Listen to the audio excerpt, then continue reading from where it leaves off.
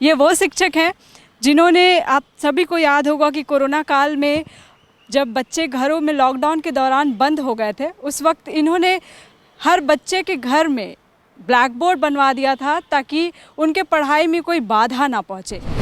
जब लॉकडाउन हुआ, जब कोविड आया और पढ़ाने की बात आई, तो मैंने ब्लैक बोर्ड बाज़ार से नहीं खरीदा, बच्चों के लिए मैंने चौक बाज़ार से नहीं खरीदा, बच्चों को बैठने के लिए चटाई मैंने बाज़ार से नहीं खरीदी है, मैंने झाड़ू जा कर के बाज़ार में नहीं खरीदा कि गांव की मेरी सफाई करनी है। मैंने हर एक चीज़ वहां उपलब्ध संसाधन से बनाने का कार्य किया। घर के द्वार पर ही दीवारों पर ब्लैक बोर्ड बनाकर और किताब की बातों को लिख करके और चित्र बना करके बच्चों को पढ़ाने का कार्य किया गया, ताकि उसकी पढ़ाई जारी रहे, वो पढ़ाई से दूर नहीं हो।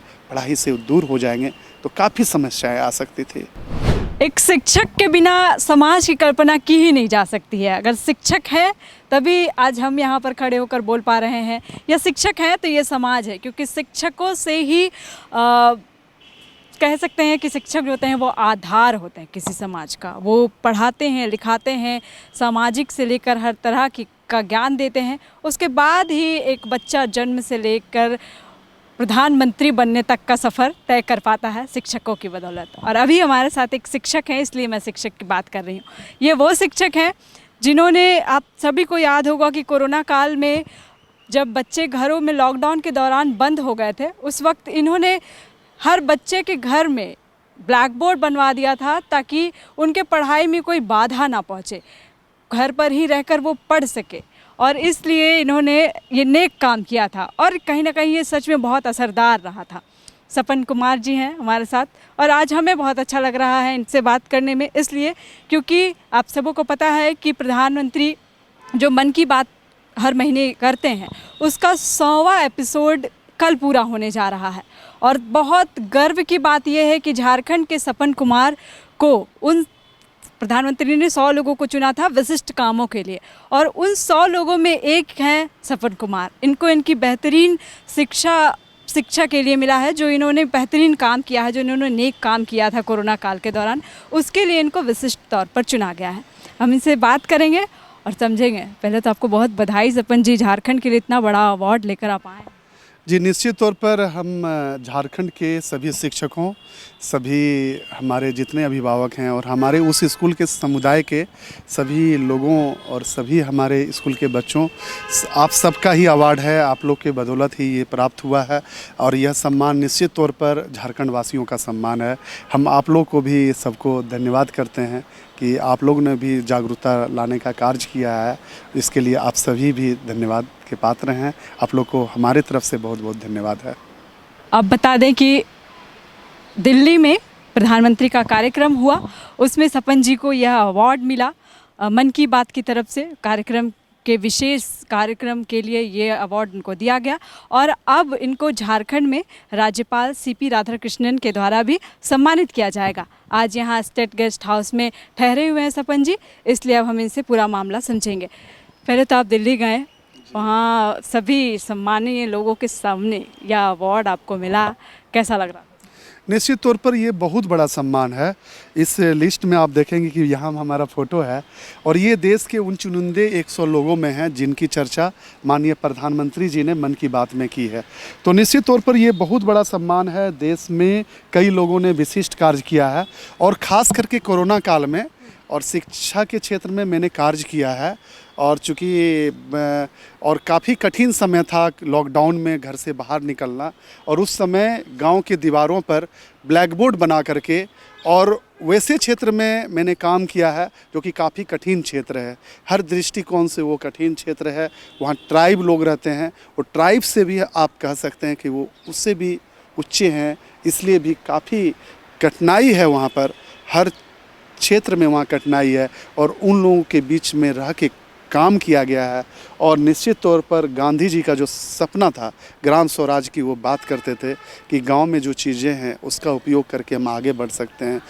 हमारे मोदी जी भी गांधी के बातों को ही आगे ले जा करके एक भारत श्रेष्ठ भारत की बात करते हैं। तो निश्चित तौर पर गांव में जो संसाधन उपलब्ध है, उस संसाधन का उपयोग मैंने इस कोविड पीरियड में ही किया। निश्चित तौर पर कहीं ना कहीं ये गांधी के विचारों से ही मेल करता है। गांधी का जो सपना था उसी को मैंने फलीभूत करने का कार्य किया है, उसे ज़मीन पर उतारने का कार्य किया है।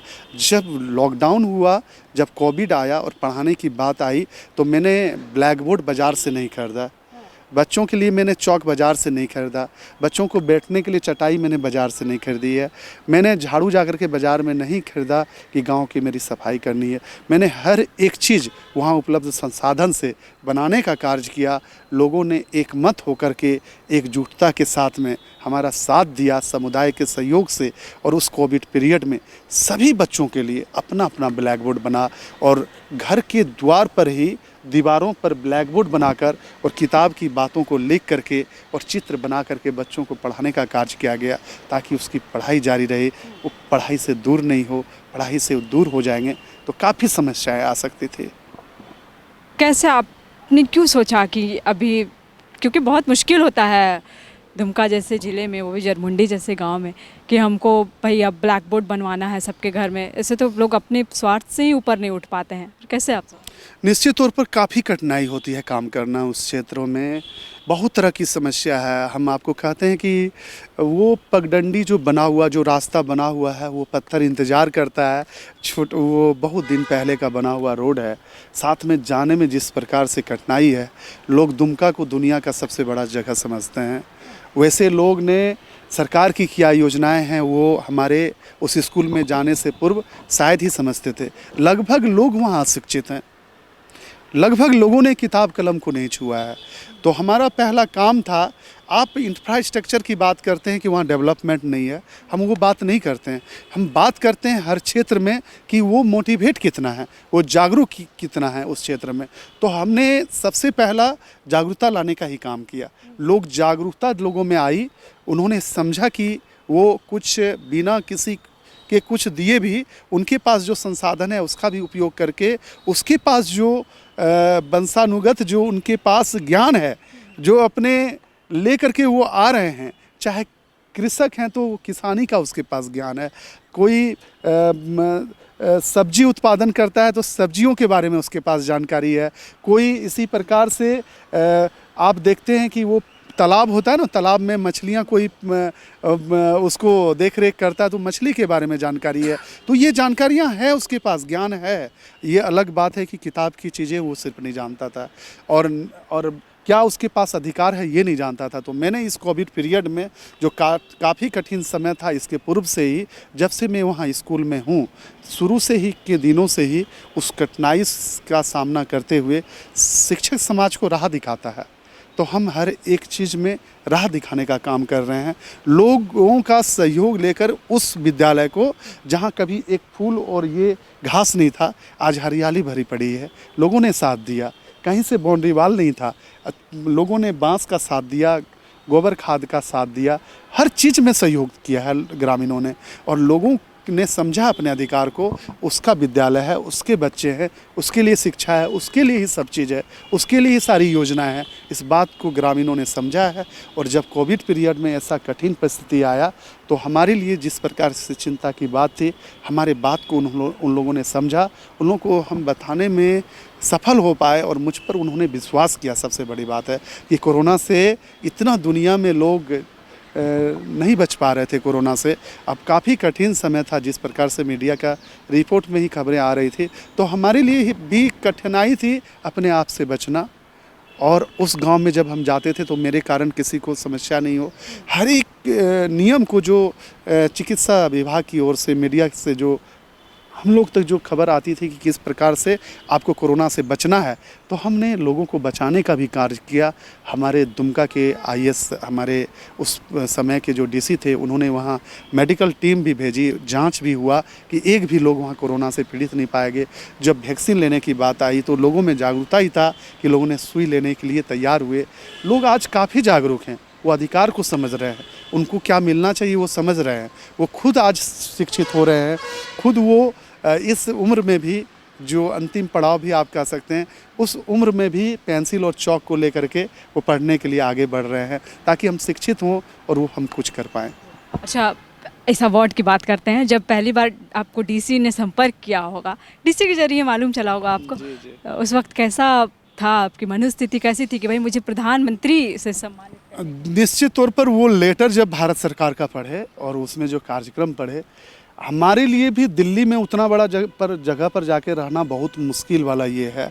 मतलब हम भी एक साधारण परिवार से ही आते हैं और मेरी पढ़ाई लिखाई भी काफ़ी, हम वैसे ही परिवार से बिलोंग किए हैं कि जहां आज हम काम कर रहे हैं, हम समझते हैं कि गरीबी क्या होती है, हम समझते हैं कि कठिनाई क्या होती है, हम समझते हैं। और आज माननीय प्रधानमंत्री जी और ये भारत सरकार ने मुझे जो दिल्ली में बुलाया और हम जो अपने परिवार के साथ में वहाँ पहुँचे, हम इसका मतलब धन्यवाद माननीय प्रधानमंत्री जी को कैसे ज्ञापित करें, किस प्रकार से बोले। हमने दिल्ली में भी आप लोगों को कहा है, वहाँ हमारे पास शब्द नहीं है, हम चीर के नहीं दिखा सकते हैं।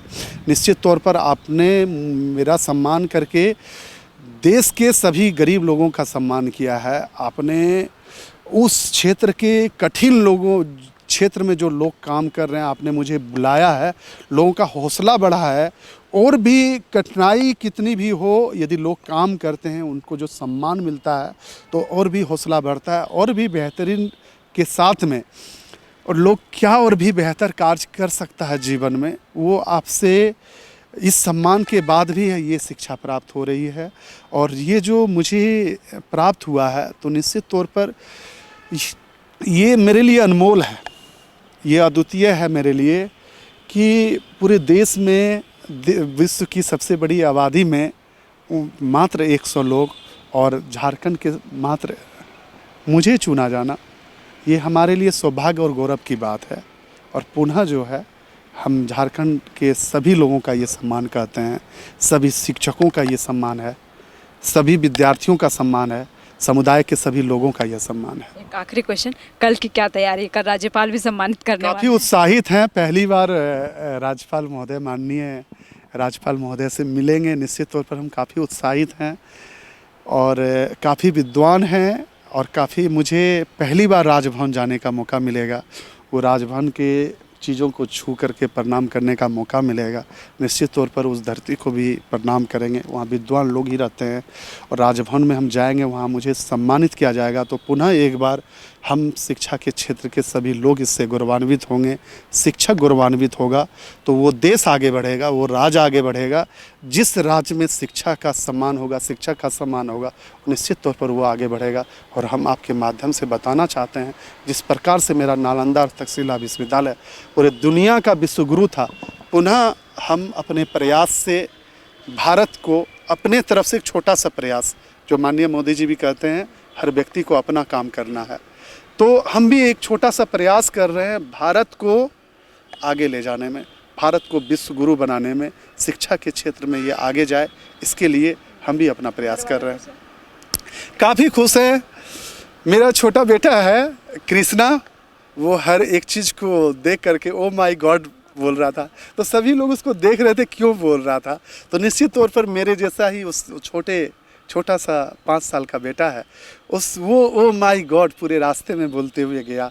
तो निश्चित तौर पर मेरे लिए भी ये ओ माय गॉड जैसा ही कि है कि ये इतनी बड़ी चीज़ें आपने मेरे ऊपर जो इतना कंधा पर जो भार दिया है, पुनः मैं और भी मजबूती के साथ में कार्य करने के लिए प्रेरणा मिली है और वैसे बच्चों के लिए कार्य करने की प्रेरणा मिली है। और हम आपको बताना चाहते हैं कि मेरी नियुक्ति जब हुई, मैं शहर के क्षेत्र का भी शिक्षक बन सकता था, लेकिन मेरा बैकग्राउंड ऐसा था, मेरे पिताजी का देहांत जब हम छोटे थे उसी समय हो गया था, जिस कारण काफ़ी कठिनाई से मेरी भी पढ़ाई हुई और मैंने उच्च शिक्षा प्राप्त की और शिक्षा के क्षेत्र को ही चुना है।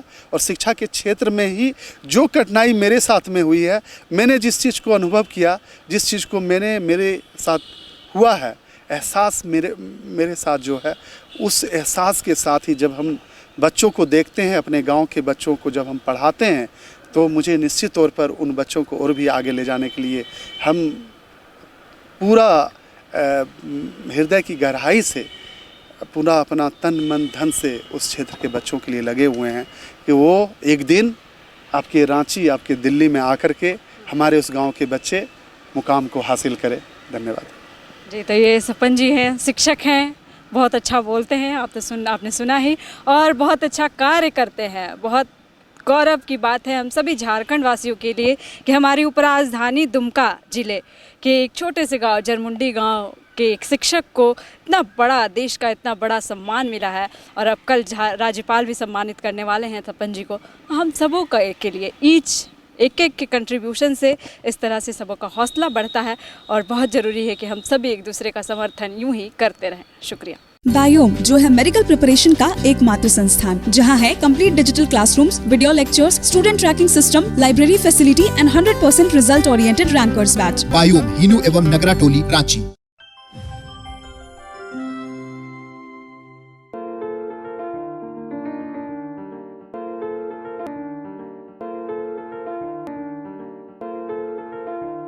thefollowup.in. Like, share, and subscribe. www.thefollowup.in